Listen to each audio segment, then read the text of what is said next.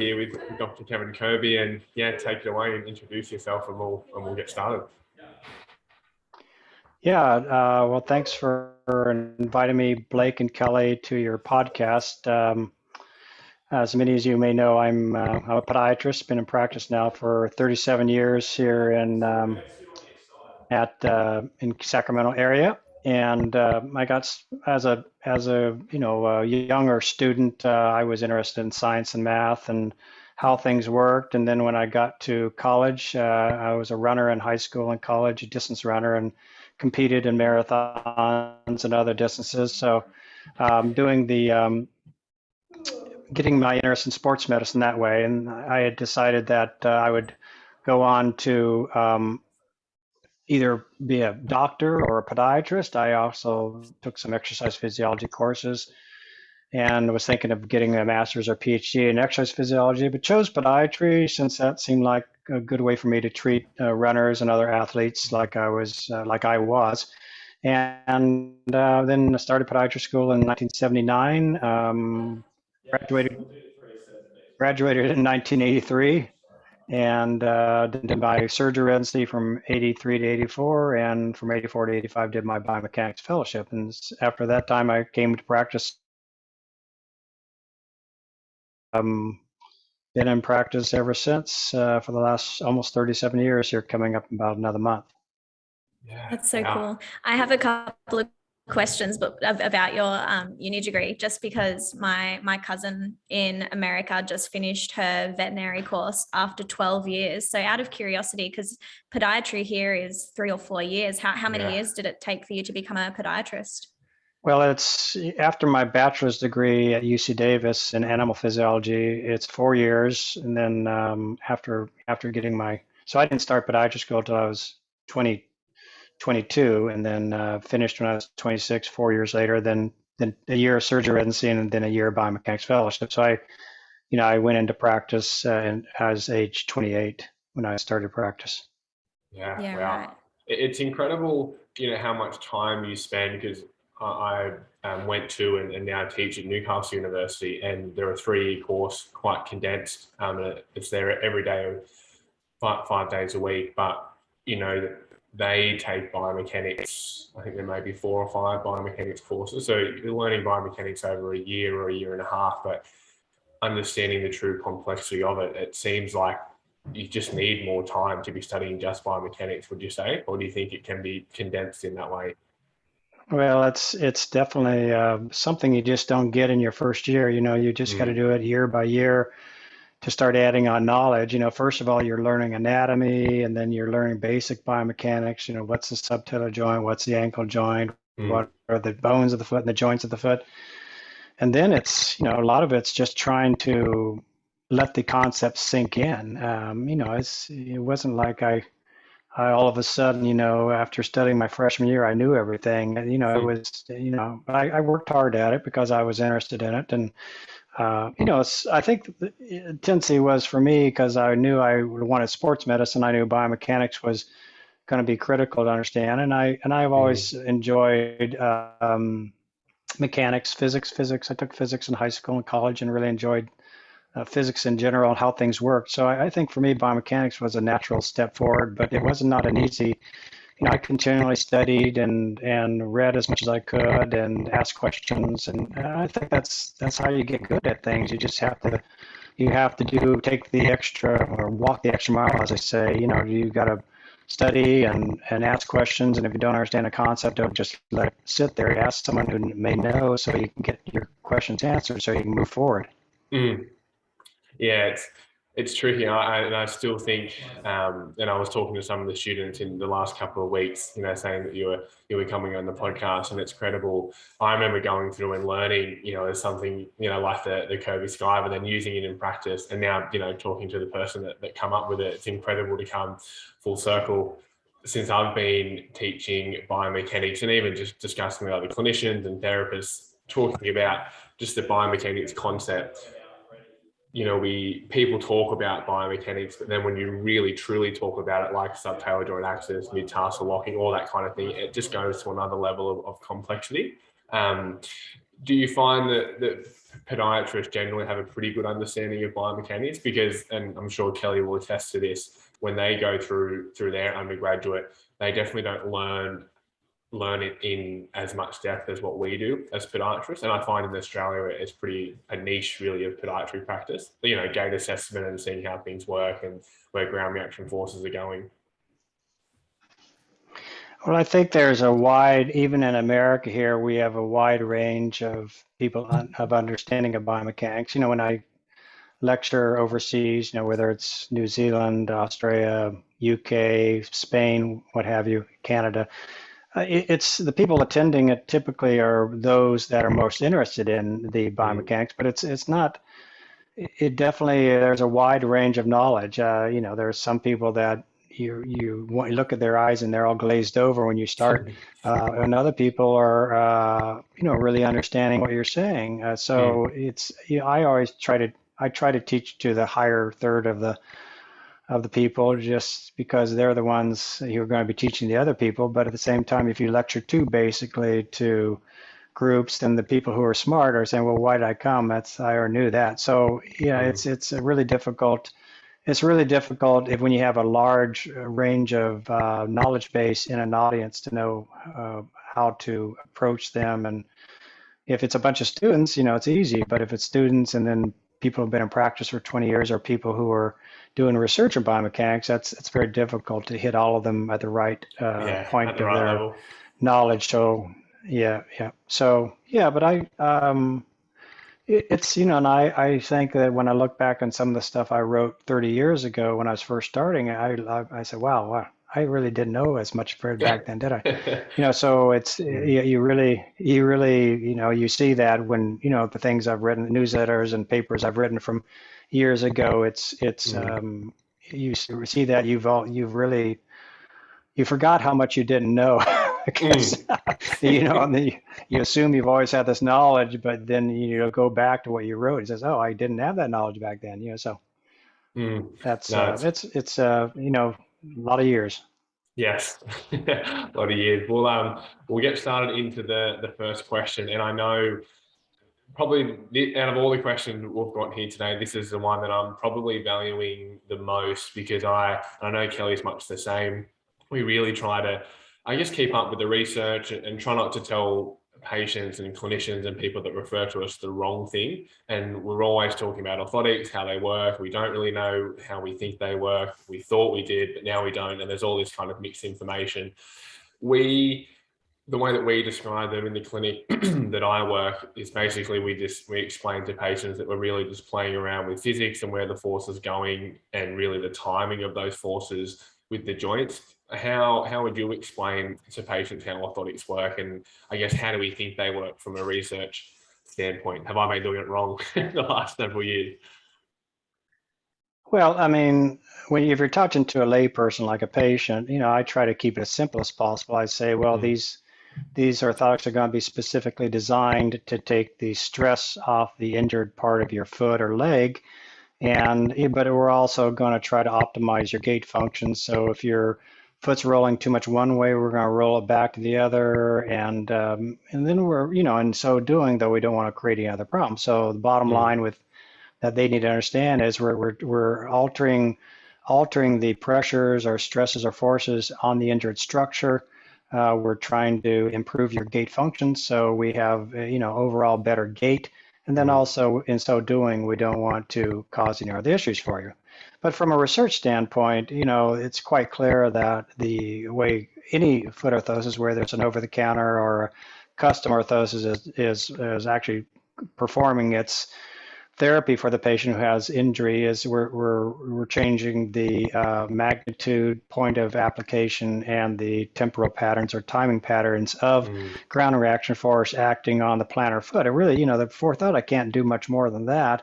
It's but in so doing, you can, you know, you have the pushing effect of the direct mechanical effect, but you also have this neuromotor effect where we can actually, if we know what we're doing, we can actually change how the brain is sending efferent signals to the muscles to improve their gait pattern. And that's a little trickier because that requires a little more knowledge of what what is direct mechanical versus neuromotor effects.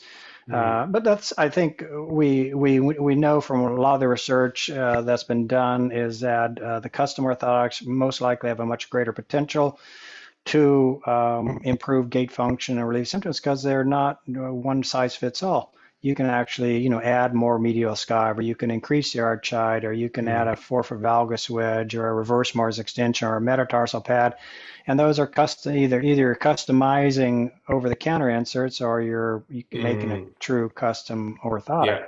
And in so doing, you have much greater latitude and ability to alter the forces in an optimal fashion that are acting on the plantar foot, so that we can get the patient better faster, make them more comfortable, make an orthotic that they'll want to wear, and also, not cause any abnormal gait patterns that are going to cause problems for them in the future. When you say optimizing gait function, do you mean in the presence of injury or also without injury?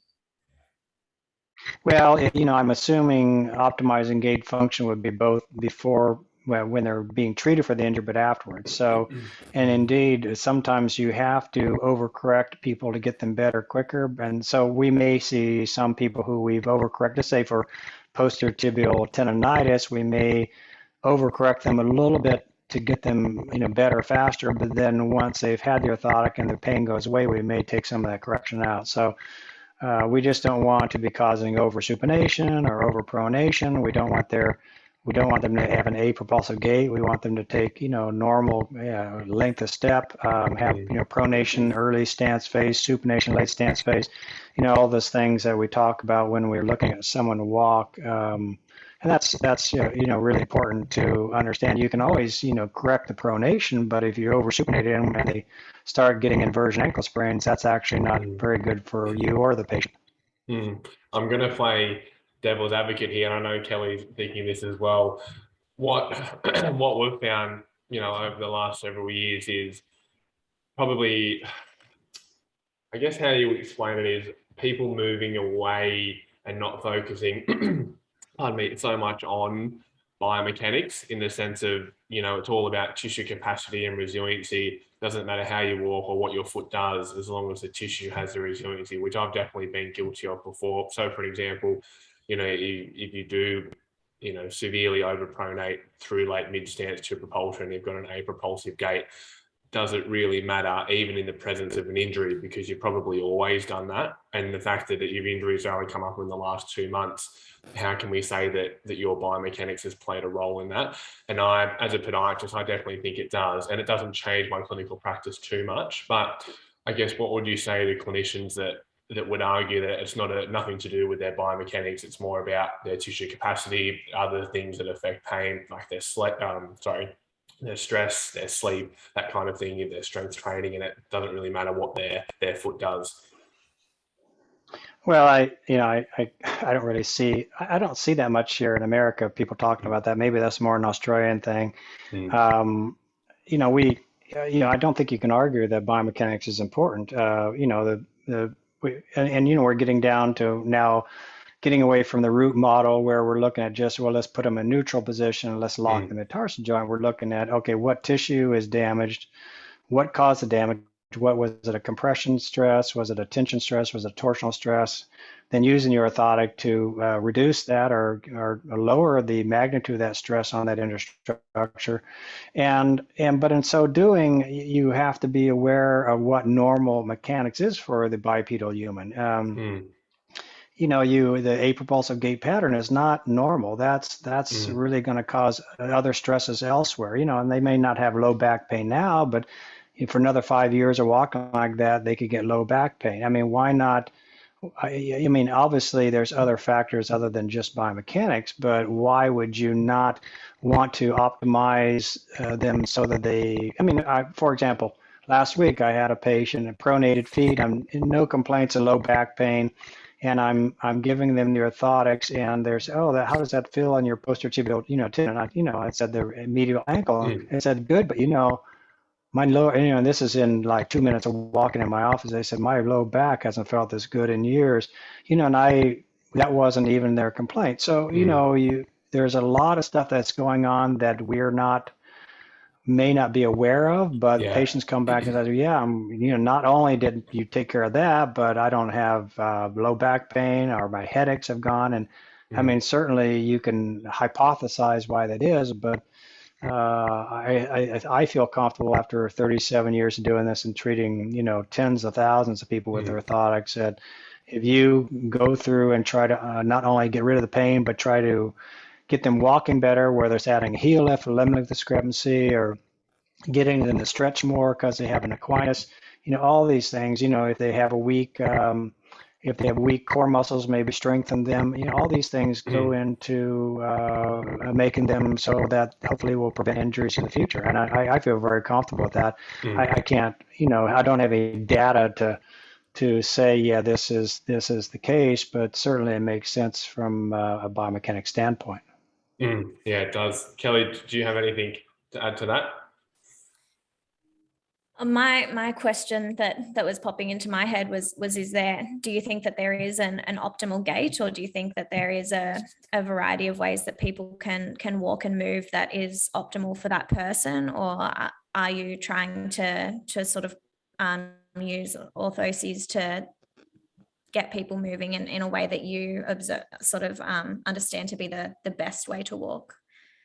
Well, that's a really good question, because this gets down to the central. What does the central nervous system do for us? And this is really a big aspect of what I try to teach, because we've kind of gone through a lot of the other stuff with the medial skive, cognitive supination, and all that. So we have to understand that for the bipedal human, the central nervous system is the main driver for what determines gait. But it has to work with certain musculoskeletal issues that the patient has, whether it's one leg longer than the other, or whether it's a tight calf muscle, or where it's even some sort of neurological issue, or even pain and the chronic pain. So the central nervous system is we're assuming that the central nervous system is always trying to find the metabolically most efficient way to move from point A to point B, whether it's walking fast or walking slow or running. And so I'm assuming that the central nervous system is able to do that. So when I start doing different modifications to orthoses, or putting heel lifts in, or putting them different shoes, I'm looking to see how they respond in gait, and then that's really looking at the central nervous system function. And so in answer to your question, Kelly, it's not so much that I'm trying to make everyone walk the exactly same. I'm trying to, though, observe how these patients walk, and then along with the musculoskeletal findings, whether they have a limb length or whether they have a weaker leg on one side than the other, and I'm seeing manifestations of those musculoskeletal problems in their gait. I'm trying to, get them to walk more symmetrically. I'm trying to get them to not walk like everyone else, but the best that they can walk. And sometimes that's going to require not just one-offs. I may be seeing them like once a month or once every other week for 2 or 3 months, trying different things to see what works better. Not only from my gait examination, but also from what do they say? What is their subjective? They say, well, I'm really feeling really good, or that last modification you made, I wasn't so happy with that, or I'm starting to get knee pain or hip pain or low back pain. So I think, though, you have to not only use your objective, gait examination and things you observe and measure, but also listen to the patient as to how their symptoms are improving, or if they're getting new symptoms. And I think those two in combination are the best ways we have now to, tackle this problem of trying to get patients better and functioning better. And do you think that is the same when we talk about running? Well, running's a little different because because you have to kind of look at the type of running. These guys, high level athlete where they're competing at a high level, and this is, their whole life, or is this just someone who's running a 5K like once a year and doing like 2 or 3 miles maybe every other day? And with that in mind, though, you are trying to optimize their gait function to some extent, but really not so much for the better runners, because we're assuming that their gait function their central nervous system has already optimized their gait function. Is more for, for an example, if I have a high level runner, I won't mess with their gait typically. but I oftentimes have a beginning runner. I'll try to give them tips on, maybe you're overstriding. Maybe you shouldn't be, swinging your arms this way. And, but if you have someone who's already been running for 10 years and they're, running, 2:25 marathon, I don't think you need to mess with their gait. So I do though, treat runners somewhat differently than just people who are non-runners, just because the runners have very specific needs, and a lot of times we only need to do orthotics for them for their running injuries. But a lot of runners come in, we just get them over-the-counter inserts and get them into a different shoe and some stretching and strengthening exercises, and that's versus custom orthotics. Yeah. Now, I did want to bring this up. I was wondering when it was going to happen. Your marathon PB, you're sub 3 hours. It's less than that, isn't it? 2:28, I saw. Yeah, because Kelly and I, we do triathlon, but running's easily our favorite, and we're both doing our first marathon. In how long is it? Like in 4 months. But we've done halves, 10s, everything like that. And we were having a look through your Facebook the other day, and Kelly goes, "You know how many marathon PB is this?" I'm like, "That's ridiculous. It's crazy." Well, in junior high school, I did a lot of different sports, but in high school, I kind of focused on distance running. So in high school, as a senior, I ran a 2:39 marathon, and then I was 18 when I ran my 2:39. But I was also in the area at Sacramento. There was one senior I competed with. He ran a 2:30, so I didn't feel like I was that special running a 2:39. Then when I went to Davis and was running with these guys, these guys are really fast. They could run a 4:15 mile for a practice run. So I didn't have the leg speed, but I ended up running a number of sub 2:35 marathons, and my best one was 2:28. I ran 2:31 at Boston my senior year at UC Davis when I was 22. Yeah, but I was a good distance runner. I wasn't elite, but I was, took second place in a few marathons, and but that was what I did. That was how I got into podiatry. Really, had orthotics made for me when I was 19. Had a lot of injuries. I was getting injured every 3 months, and I'd read Runner's World about maybe orthotics could help you if you're getting chronically injured. And I went to this local podiatrist in Sacramento, and he made a pair of orthotics. And instead of getting injured every 3 years, I didn't get an injury for 2 years. And that, that's a big deal when you're running 70 to 80 miles a week. That's and allows you to get better faster and stay in shape so you can improve your time. So that was, I thought, oh, okay, well, this orthotic thing was cool for me, and maybe I could take that up as a profession, and here I am. Now, most important, what were you running in? Because you definitely weren't running in the Nike Vaporflies or carbon-plated shoes back then. Well, if I had been running in the Nike Vaporfly, I probably had a personal best of 2:25 instead of 2:28. Yeah. No, I think that, the Nike had just become a shoe company around the time I was racing. But I run a lot of Onitsuka Tiger shoes, which is now Asics. Yeah.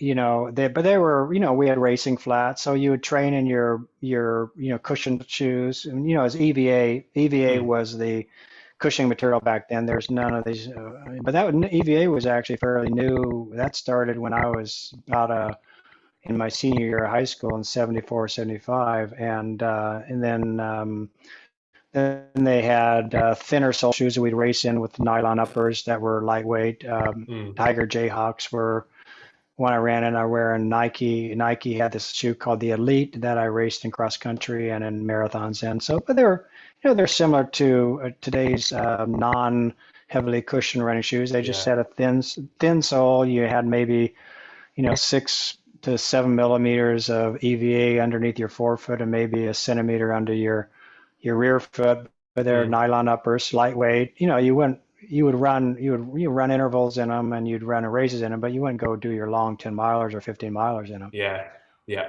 On just thinking, when we were talking previously, and especially with runners as well, because we both see a lot of runners clinically, and they're probably our favorite of athletes to see. Talking about using orthotics to modify, and I guess modify the ground reaction force when someone's injured, reduce the stress on the tissue and hopefully optimize their gait function. What do you see as, if there is any long-term implications of using orthotics or custom orthotics? Because we in the clinic, and I definitely probably more or err on the side of not saying to patients that they need them forever. And then when we look at the research, we don't see any long-term implications like, weakened feet, less optimal gait function or anything like that. So I can't see any harm in having them, but I don't tell patients that they need to have them. I usually say, once you're not injured and we build the tissue capacity, you're probably not going to need these long-term, but you only need them when you need them. And if you feel like you want them, we can always make you another pair. But what's your kind of idea there? Well, I know Ian Griffiths has talked a lot about this, and and I don't agree exactly with this idea that you're going to use orthotics for a certain time and the goal is to get rid of them, because I mean any more than you would have someone who has problems with their vision, you wouldn't tell them, oh, wear these for a while, then when your problems with the vision go away, which will be never, you take them out. So it's very easy. It's really, this is not, number one, the orthotics, if they're made correctly, are not going to cause problems. Now, if you make them incorrectly, are going to cause problems. So there's no reason that having an orthotic can't be used for years. I mean, I've been wearing orthotics since I've been 19 continuously. So I don't wear them all the time, but they definitely help my feet, and I think they, make my knees feel better and that sort of thing. But for runners, I don't ever say, no, you need to wear them all the time. I say, if they're really injured and they're trying to get back, I say, yeah, you need, every time you run, you wear them. But then as they start getting better and you can try, running without them, I don't really say you need to wear them. I say, though, if you're having these same symptoms, it would make sense to wear them. But if your symptoms are getting better, you can experiment not wearing them. But I don't have a problem with them wearing them long term, and I don't have a problem with them wearing them short term. I tell them, you got to kind of listen to your body, and maybe once you change to a different shoe, you won't need the orthotics, but sometimes you're going to need them. So I know a lot of the physiotherapists. I know Kelly, you're the physiotherapists, I think, are more on that thing where we're going to, do orthotics for a while, but then they may make you weak or something like that. I haven't seen that. If they're training more and running more, they're going to get stronger. But if you're making orthotics and you tell them, well, unless your goal is to get out of them, I don't see the reason for that anymore. You'd tell someone to quit wearing glasses because you've had them on your face for a year. There are certain structural problems that you're not going to get rid of. And if you're going to continue training at that level, you're probably going to need the orthotic in order to alter the ground reaction force sufficiently to allow you to train heavily and not have problems. Then on the other hand, you may have someone who had a little incident that they need just an over-the-counter insert for 6 months, and then they can go back to the insole that came with the shoe. In my experience, so most people who get a good orthotic want to continue using them for years and years because it just has worked for them and they're comfortable, and they've done fine with them. But there's going to be other people that they come in, oh, by the way, those orthotics are made for, I'm not wearing them anymore, and I say, oh, okay, whatever, this is working for you. So I don't have a hard and fast rule, but I don't tell them one way or another that they have to wear them a certain amount of time. But I do say, hey, if they're helping you and it's making your pain get better, then I would continue wearing them until you're completely healed. Then you can experiment with not using them anymore. Yeah. I think my main thought process there is a lot of the running related injuries that we see can typically be attributed to training error. And to the best of my knowledge, we've tried researching if there are sort of biomechanical error or issues that may contribute to injuries, and I don't think that we have enough clear evidence to suggest that that's the case. So I think that the use of orthotics is really helpful for temporary offloading that irritated structure, but if we get the training error sorted, then that can be a way to help the person get back on track without needing to wear orthotics for a longer or for the rest of their life, if that makes sense. Yeah, I mean, it's not all training errors. I mean, I see a lot of young female athletes in high school who have medial tibial stress syndrome, and they're training just like the other girls. Some are getting them and some aren't. And then when you take these girls, you look at their feet, they have sometimes a varus foot structure. They have not. A lot of these girls have not ever run before, like played soccer or sports. They just as when they're 14, they decide, oh, I'm going to run cross country, and go from running like in PE, like a quarter mile a day, to now trying to run 5 or 6 miles a day. So that's really not I wouldn't consider that a training error. That's part of getting in shape. And some of these girls are going to do fine and other girls aren't. But that's when the orthotic comes in handy. You can make the orthotic to prevent them from pronating, put in a varus forefoot wedge to take the load off the medial tibia. And, I follow these girls. They wear them all the way through high school, and some of them compete in college with them. Yeah. So, I mean, I don't consider that a training error per se. That's a mechanical problem that you can correct with orthotics, and is very helpful for them. But at the same time, you do have training errors, and it is a really big part of, especially for less experienced runners. They try to do too much too soon, too fast, and orthotics obviously can help with that. But those people, a lot of times, I don't treat them with orthotics. They're going to have to get in better shoes or better understand how to train properly than treating them with orthotics. It really depends on each individual and the individual problem they have.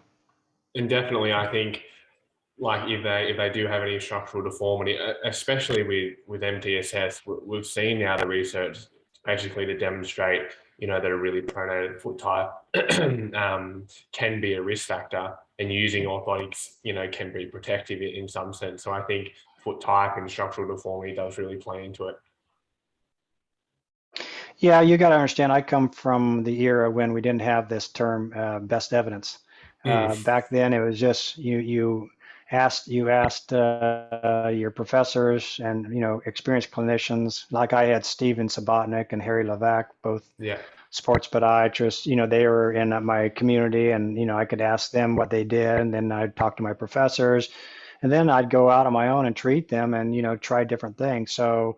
And then, we were way before evidence-based medicine came along. We were treating these people with a trial and error basis, just like people did before for all other injuries. And so I'm a little, I guess, being in practice for so long, I'm a little less worried about the evidence-based medicine and what they tell me and the meta-analysis of what works and doesn't work, because I just go with what's in my practice has worked best for these people. So I know it's something that is good in some ways, but I think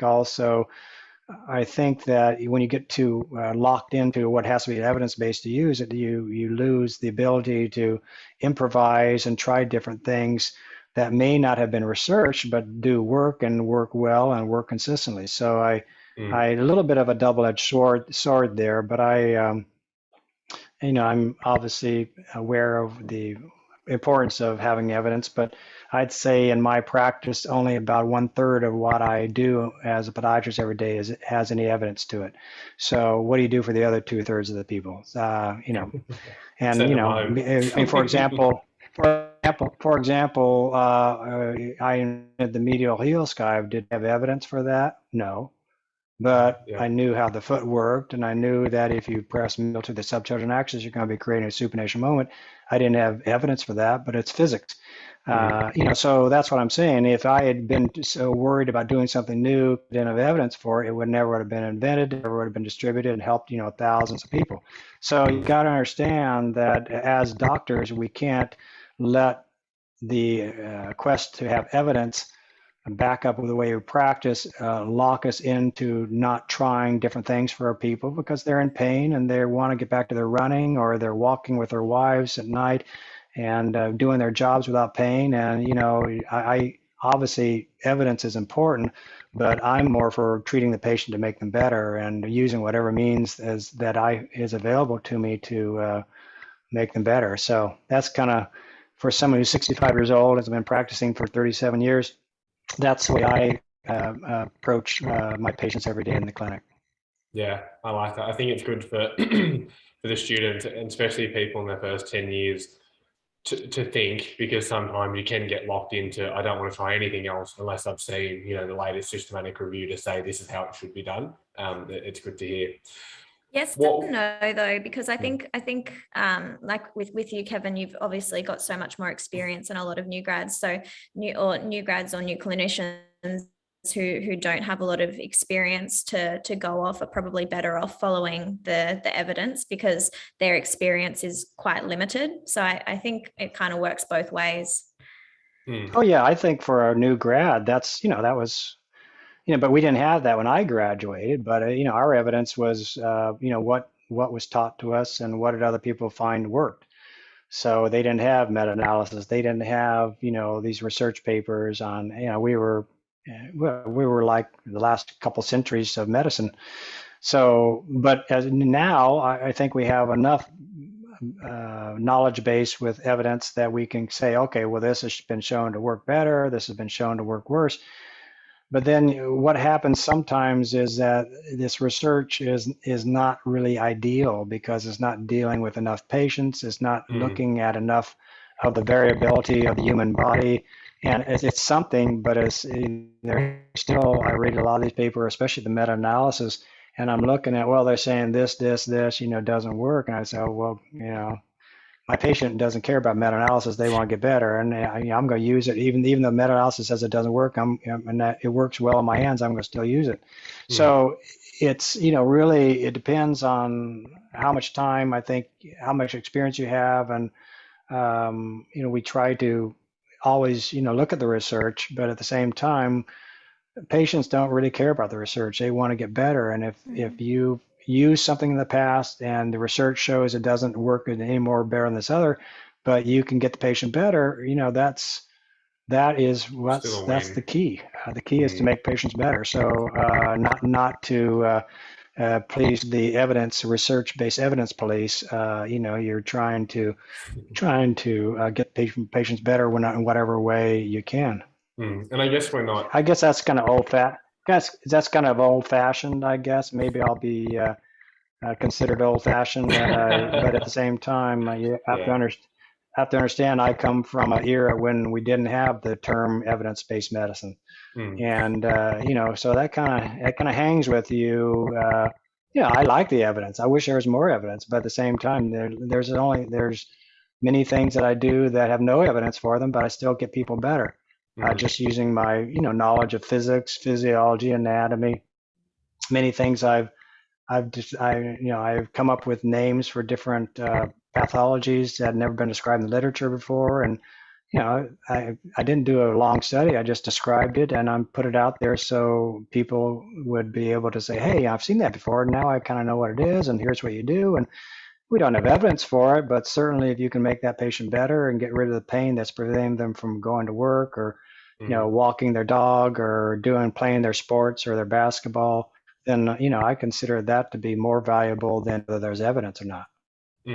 On that topic, I know you've put out, and I've used it actually a couple of times, your Facebook posts are incredibly educational. I used it a couple of times, the custom orthotic prescription you do for severs, which I know you had used for the last kind of several years, but we had a study come out about a year and a half ago to say that custom foot orthotics work better than heel lifts and prefabs and things like that. And the prescription I used from you, it worked really well. So that's probably an example where the research wasn't out yet for that exact prescription or the why it worked, but then we see it come out, a year ago. Oh, is that the one on Sever's disease? Yeah, on severs. Yeah. That's something I'd been using that type of orthotic for quite a few years before that research came out. And I've been told that orthotics don't work, and I said, whatever.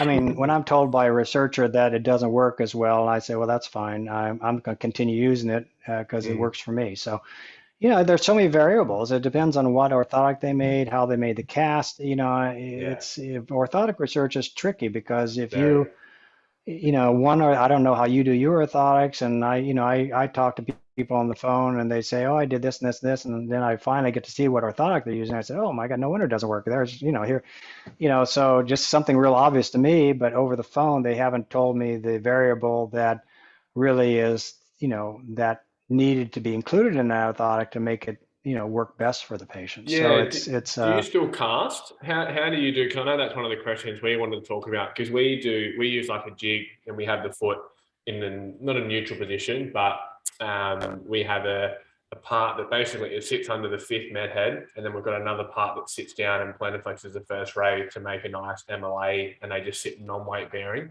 I've learnt that way. I've learnt doing it on a flat scanner bed, and we were taught at my previous job to have the foot in neutral, and it scans of the plantar foot semi-weight bearing, and then at the university it's with a cast. I've found that it's like a little jig, and we take like a 3D image of it around with an iPad. It's worked best for me in clinical practice. How do you do it, and what do you think is the most optimal way? Again, I'm an old timer. I still use a plaster and get a 3D mold of the foot and mail it off to the lab. So, I've been doing it so long, and I do have the options of going with a scanner, but, I've been doing this so long for so many years. I had looked at it and I said, do the plaster cast. I actually get to see what the foot looks like, versus the cast. That's which you can't do with a 2D scan. I mean, 3D scan, yeah, but you're looking at it on a 2D screen, trying to interpret, so I still prefer taking casts. And I don't, and that's one of the reasons I like plaster versus any foam beds, because foam beds, again, it's very difficult to see the shape of the foot and see the bottom of the foot when you're casting. So like I said, I'm, like a dinosaur, I guess, compared to other people, but, I want to do what works for my patients and gives me the best results. So I don't think after 37 years, I want to change what I've done. Just, it saved me some money, and it saved, maybe 2 or 3 days of getting the orthotics back from the lab. But, if the orthotics start not working, I'm going to wish I'd gone back to that. So, I mean, I think that any technique can be used as long as you're comfortable with it and you're consistent. You can use the scan, you can use a foam bed. But you have to do it enough to know what works and doesn't work in your own hands. And, then we start getting into orthotic modifications and what type of plate you're using and what type of top cover you're using and, what type of shoes you're recommending, all that. So, but for me, I'll probably stick with plaster till I retire. Because that's what I'm most comfortable with. Yeah. And what do you see? Plus patients like the foot massage. Yeah. I've got to admit, teaching them at the university, it's a lot cleaner doing the scan. Oh yeah. I think for the university, definitely, because when I was a biomechanics fellow at CCPM from 84 to 85, it'd be some of the students their plaster be on the wall, on the chair. It's just sounded like this, but it just everyone, how did you even get it there? It's not that messy. Yeah, so I think the scanner, if you can get your scanning tech, I think, if I was going to be starting a podiatrist school, I'd definitely get them into some sort of the best scanning just to take out that plaster. Because, I got years and years of doing it, but it would be difficult to teach. It's very difficult to teach people how to do it well. Sure.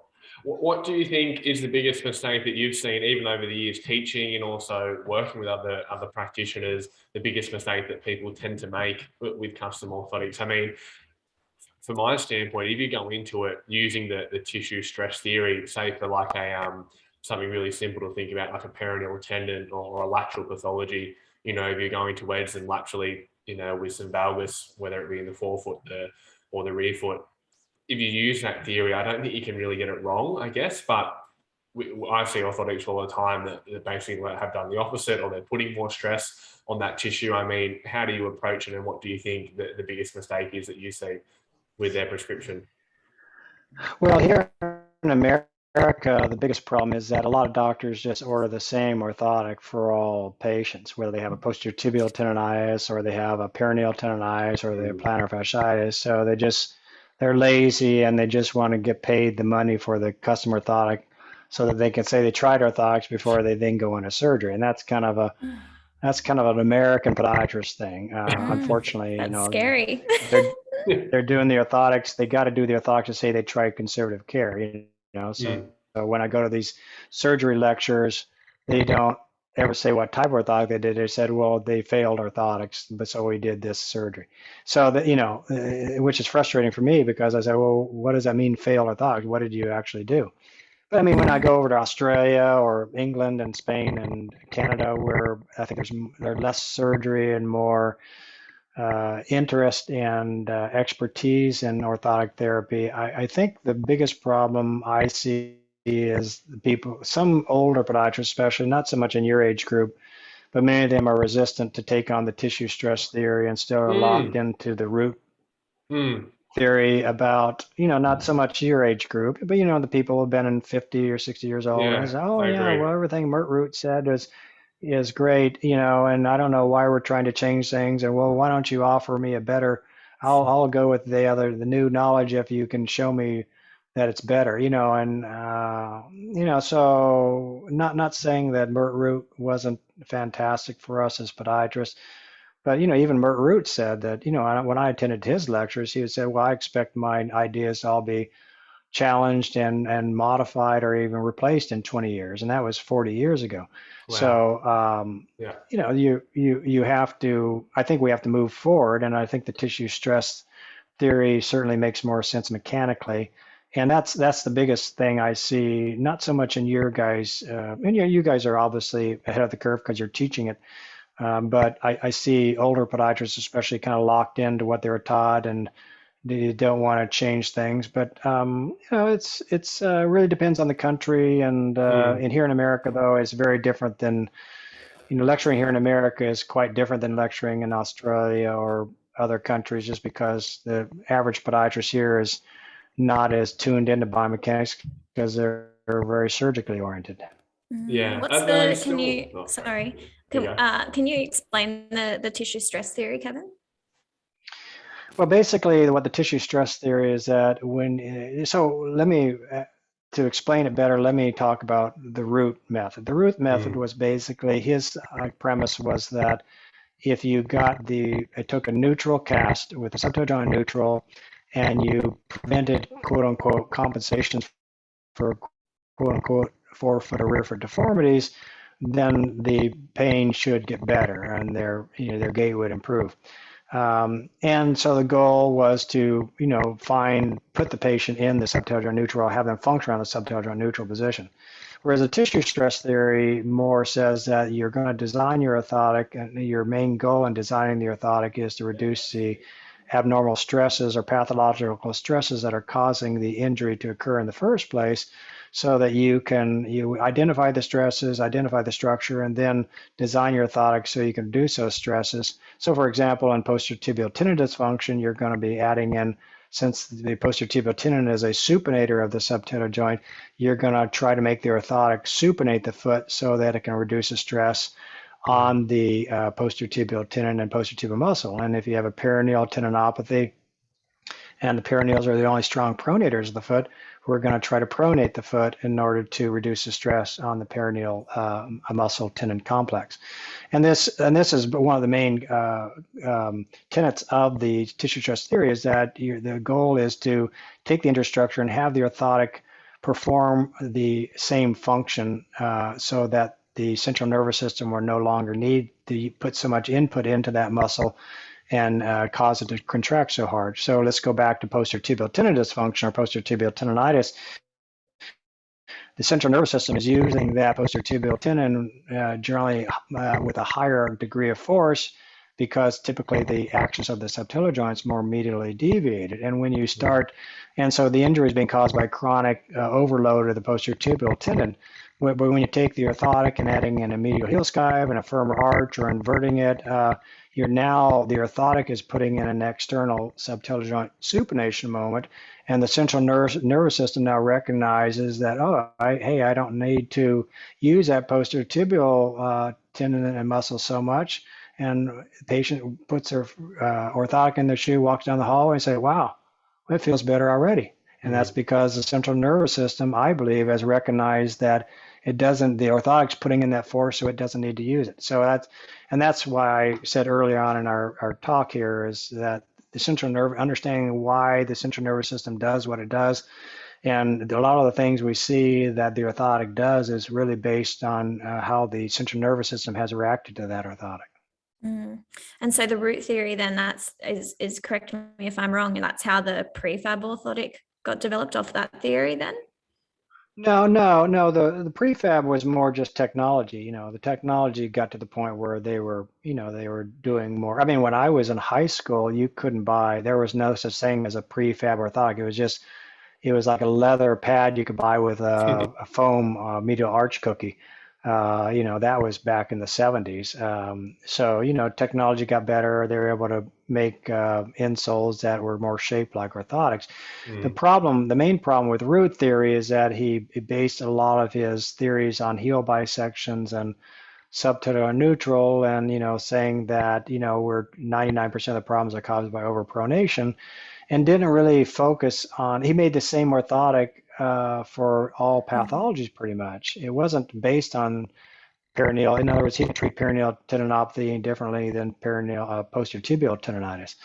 It just was, and the other thing that Mert Root and his colleagues didn't do is add a lot of forefoot extensions. The forefoot extensions really were more East Coast based. Richard Schuster, for example, on the East Coast was big on forefoot extensions and using leather orthotics that had accommodations. So, and Mert Root was a little bit he was not too keen on adding anything past the metatarsal necks.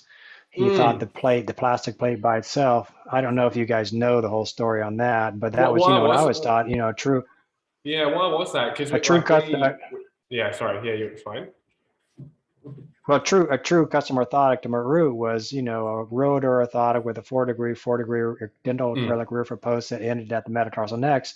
No covers, no metatarsal pads, no reverse mortise extensions, no varus forefoot wedges. I mean, but at the same time, we were doing that when I was a podiatry student, and, from 79 to 83, we had people like Steven Subotnick, who was treating a lot of runners. And, I get one of his patients in and look at his orthotic, and it was full length. It had these varus forefoot wedges in it. And I said, wow, he's kind of well known for his, the orthotics and his treatment of these really good athletes. But then we're taught as students, oh no, you don't do that because that's not a true orthotic. So yeah, so you can see where, I came from, I had to scratch my way past all that nonsense to get to where I am now, and, tissue stress is makes more sense where you're not worried about subtalar neutral. You're trying to treat the injured structure and take the stress off of it. Which makes a lot of sense. Like we talk about, tissue capacity and forces going through tissue being related to injury. I mean, thinking like an engineer and just thinking logically, if you can reduce that stress for a short or long period of time, it's going to make the injury, we would think, recover quicker. Well, yeah, I mean, it really is common sense, but like I said, there's a whole group of older podiatrists here in the States, more so that because Mert Root didn't teach that way, they want to hang on to that. But they'll all be dead soon, so we don't have to worry about it. We'll change soon. We'll just wait for that. How much of a role do you see in strength training or building tissue capacity, say for those irritated structures? Do you include that much? I mean, that's I think that now that I know the physiotherapists are more into that than I am, but I do use physical therapists a lot. So we don't have physiotherapists here in the States; they're physical therapists. But I'll put them on strengthening exercises, basic strengthening and stretching exercises. And if there's something like an Achilles tendon problem, I'll typically, I don't do much other than give them heel lifts and basic stretches, and I send them over to physical therapists to do the stretching, strengthening programs, deep tissue massage, all that sort of thing. So I know I read some of the comments from other countries and Australia versus the UK, and the influence that physiotherapists and the podiatrists have with each other. I think it's a good partnership. I think though we each have our own tools that we like to use more than others, and I have no problem with if you can get someone better with strengthening and stretching and massage, what have you, and that's great. But sometimes you need both the whole team working together to get people better. Kelly, you're just jealous that you can't do orthotics like we can. Well, I mean, I think that it's you guys a lot of times are working together in clinics. So you guys work together in the same clinic, or we're close, but like 5 minutes apart.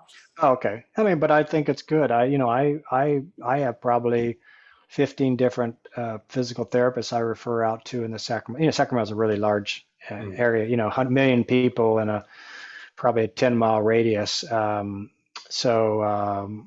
it's, I have probably 15 physical therapists in different communities that I use for different, but I do treat a lot, not just athletes, but I treat a lot of work-related injuries, trauma, people with complex regional pain syndrome, crush injuries.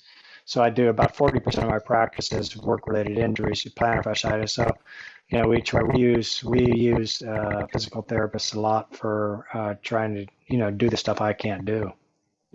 I did want to ask, and this will probably be our last question. God, that hour flew past, and I know because we're in a couple of run groups, this will be a really, really hot question.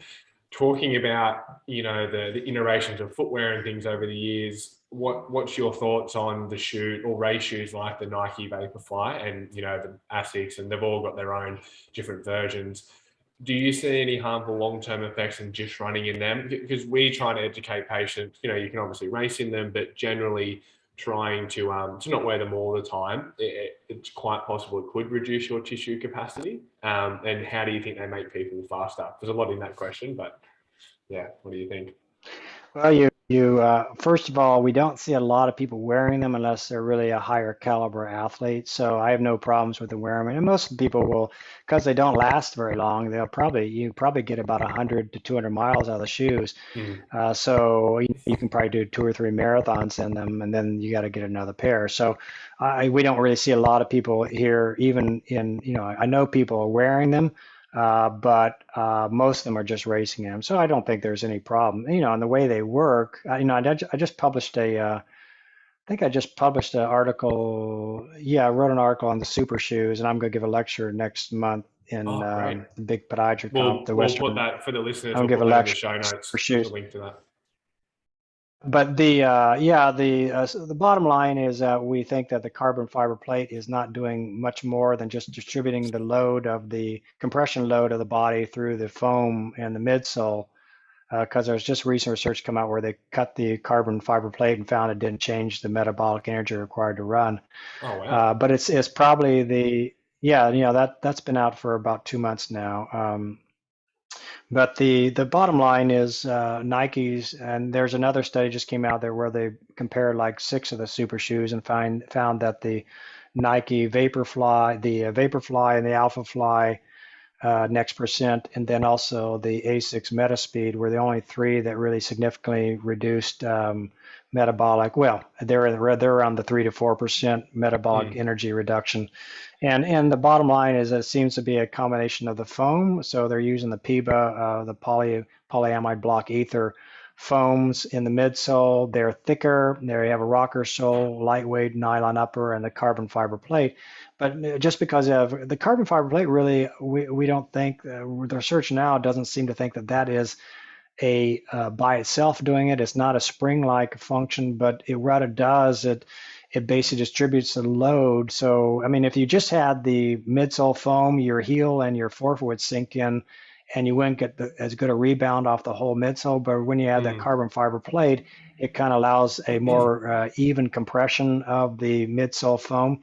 And so the reason it works is because when you're running, you're basically, as your heel hits the ground, your center of mass is lowering to the ground, and you're loading up you're compressing that foam. And when you're in the latter half of support phase, that's recoiling and it's springing you forward. It's much in the same way that Tom McMahon back in the 70s built a indoor track called a tuned track that, where he actually showed the same thing. But this was not a shoe. This was a surface that deformed, it would deform, and it would, it would deform a certain amount. And I've run on similar surfaces to that, and it's amazing how much more energy return you get. So, they show not only increased performance, but also decrease in injuries. So I think that these shoes are here to stay because they allowed them.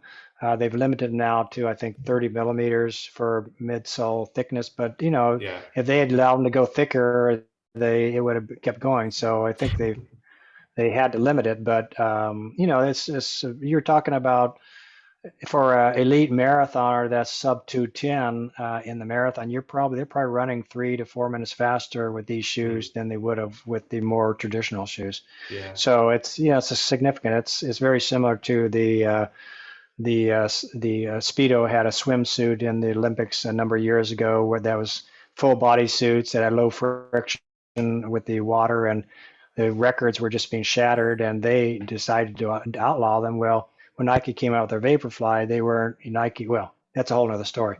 But they allowed them to stay in, and now we're got all these records have been broken because of the shoes. So. Yeah, I've got to admit, they're bloody nice to run in. I love running in them. I wish I was that quick all the time, but I put the other shoes on and they feel good. Well, if you can, maybe you'll get down to sub 3 hours. What are you, around 3 hours on the marathon? Or? No, I'm sitting there around, hey? You haven't done one yet. I haven't done it, but I'm hypothesizing 3:30. Oh, okay. So what's your best 10K time? Only 43, not quick. Oh, okay. Yeah. Yeah. Well, hopefully I put on those shoes and it might take off 40 minutes. I don't think they're that good. Yeah. Well, not everyone's meant to be an elite runner, so that's, you got a lot of dedication, and yes, you got the right body type, you got the right structure, and you got to put in the miles. All right, we might end it there. So thank you so much for coming on. I mean, we're going to put links to your Facebook and everything in the show notes, but where can people find you? Is Facebook the best way? Well, the Facebook, I have my professional Facebook page is a few times a week just to teach, especially during the pandemic now when we're not doing a lot of seminars, to teach orthotic techniques and new research and stuff. So that's the best way to read about the stuff I'm doing and any new ideas. And I try to throw in different ideas in there just to keep people interested and try to teach people, all this stuff I got floating around in my brain that I've accumulated over the past 40 years of being a podiatrist. You kind of want to, because I'm not getting younger, so you want to be able to, have a way to spread that out to younger people. So, I mean, like tissue stress is really gratifying to hear you guys are aware of tissue stress and using it. I mean, that's good to hear. Yeah, very nice. All right. We'll hopefully talk to you soon and we'll let you know when everything's up. But thank you so much for coming on. It was great. All right, Blake and Kelly. Thanks for talking with me. Bye-bye. Thank you so much. See you later. Bye.